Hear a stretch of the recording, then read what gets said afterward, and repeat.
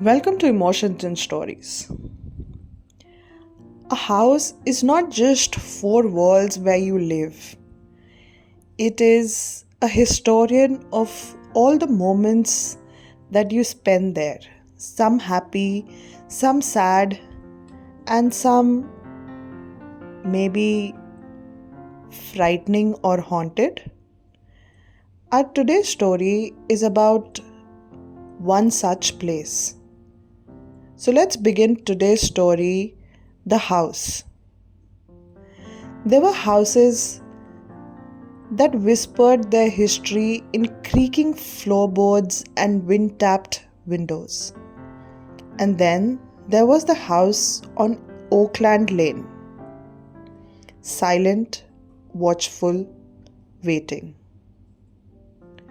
The new tenant, Ananya Singh, moved in on a damp November afternoon. She was seeking quiet, solitude, and a retreat from the chaos of city life. The house, an old colonial style structure with pale grey sidings and ivy creeping along its edges, had been vacant for years. The landlord had shrugged when she had asked why. People prefer modern places these days, he had said, handing her the keys. It's just an old house after all. The first night was uneventful. Ananya unpacked, the soft rain pattering against the windows as she lit a candle on the mantel.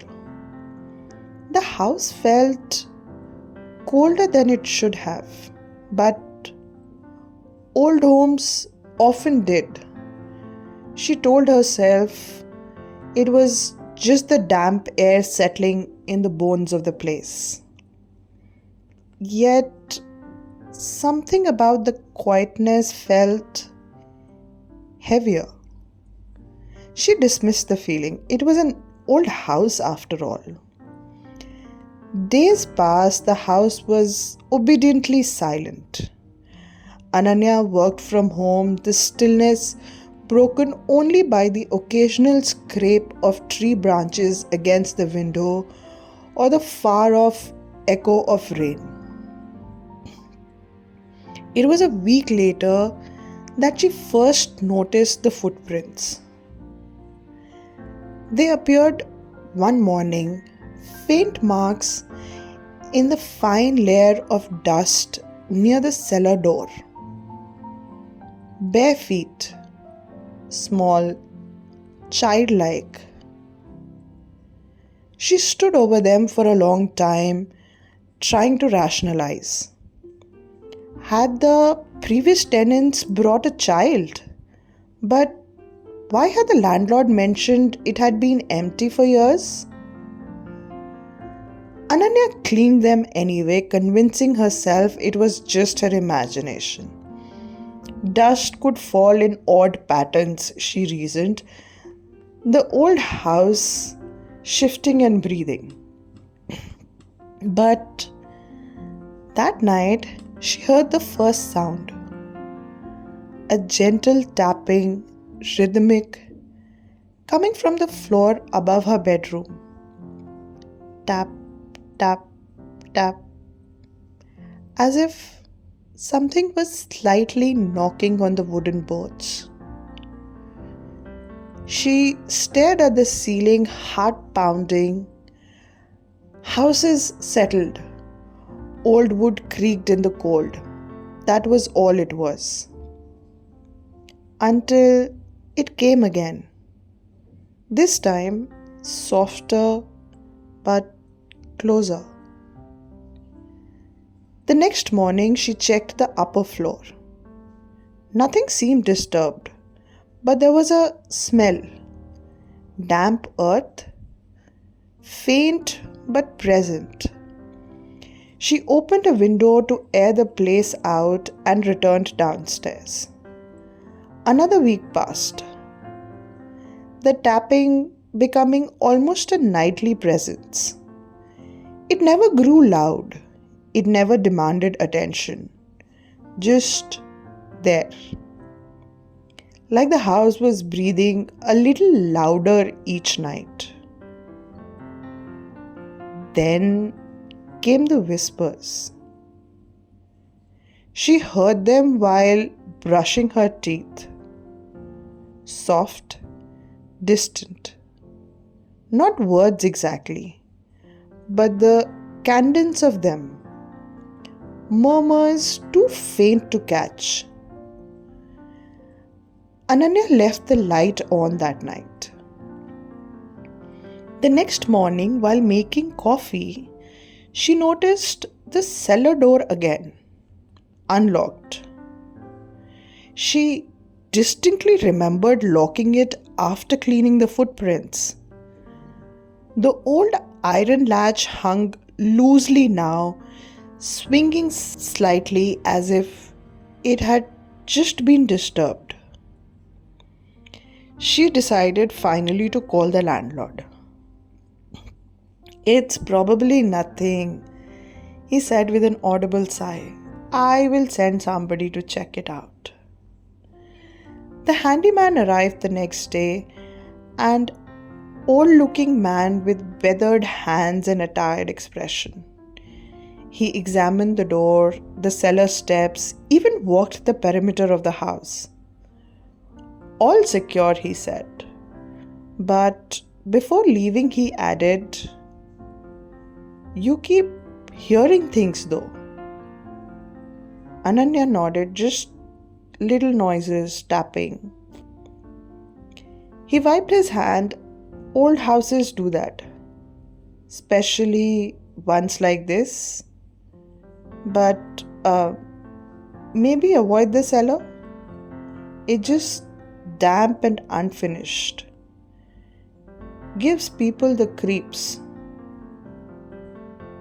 That night, the whispers returned, louder this time. Ananya dreamt of a child, pale, standing at the edge of her bed watching. The face was obscured by shadows. When she woke, her window was open. Rain had soaked the curtains. She barely slept after that.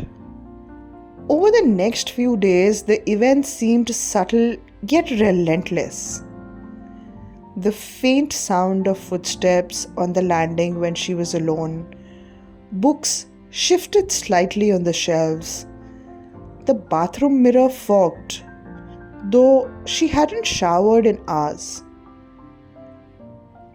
Finally, she descended into the cellar. The air was heavy down there, thick with damp. The smell of earth was stronger. Dim light filtered through the single grimy window. The stone walls were rough, unfinished. In the far corner, behind a stack of old crates, she saw something etched into the stones. She brushed aside the dust and "Forgive me." The words were scratched deep, as if done hastily, desperately. Below them, smaller markings, bare footprints, as if someone had stood facing that wall for a long time. Ananya backed away, her breath quickening. The room felt smaller, colder. And then she heard it again. The whisper. Right behind her. She turned sharply. Nothing. But the cellar door, once wide open, was now almost shut. She fled upstairs, her heart racing, and locked it. That night, she heard no whispers, no tapping. Only silence, so thick it pressed against her chest. She slept fitfully, waking to the sensation of being watched. The next morning, the footprints had returned, this time leading not from the cellar but from her bedroom door. She left the house the same day. When she returned a week later to collect her things, the house was quiet once more. But as she locked the front door, she noticed something she hadn't seen before. Faintly etched into the wood beneath the door frame, almost invisible until the light hit it just right, it just said, "Still there." I hope you enjoyed today's story. Do let us know in comments what you think about the story. Thank you.